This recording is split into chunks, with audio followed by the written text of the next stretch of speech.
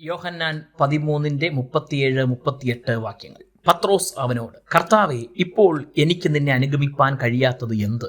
ഞാൻ എൻ്റെ ജീവനെ നിനക്ക് വേണ്ടി വെച്ചുകളയും എന്ന് പറഞ്ഞു. അതിന് യേശു, നിന്റെ ജീവനെ എനിക്ക് വേണ്ടി വെച്ചുകളയുമോ? ആമേൻ ആമേൻ, ഞാൻ നിന്നോട് പറയുന്നു, നീ 3 പ്രാവശ്യം എന്നെ തള്ളിപ്പറയുവോളം കോഴി കൂകുകയില്ല എന്ന് ഉത്തരം പറഞ്ഞു. മറ്റുള്ളവരുടെ വാക്കുകളോട്, പ്രവൃത്തികളോട് നാം വൈകാരികമായാണ് മിക്കപ്പോഴും പ്രതികരിക്കുന്നത്. മറ്റുള്ളവരും അങ്ങനെ തന്നെ.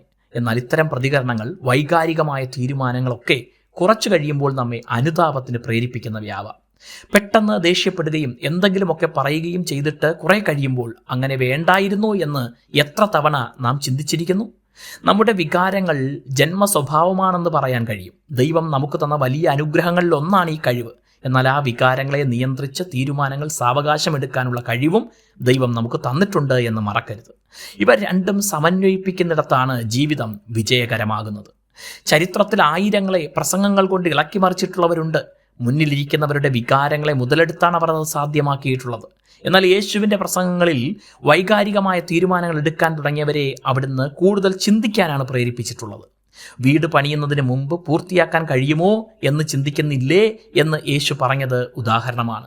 തൻ്റെ പിന്നാലെ വരാൻ ആഹ്വാനം ചെയ്തതനുസരിച്ച് അനുഗമിക്കുന്ന ശിഷ്യരോട് ഇനി കുറേ സമയത്തേക്ക് നിങ്ങൾക്കെന്നെ അനുഗമിക്കാൻ കഴിയുകയില്ല എന്ന് പറയുമ്പോൾ പത്രോസ് വൈകാരികമായി അതിനോട് പ്രതികരിക്കുന്നതാണ് ഇവിടെ കാണുന്നത്. ജീവൻ വച്ചും താൻ യേശുവിനെ വിട്ടുപിരിയാതെ കൂടെ നിൽക്കും എന്ന് പറയുന്നു.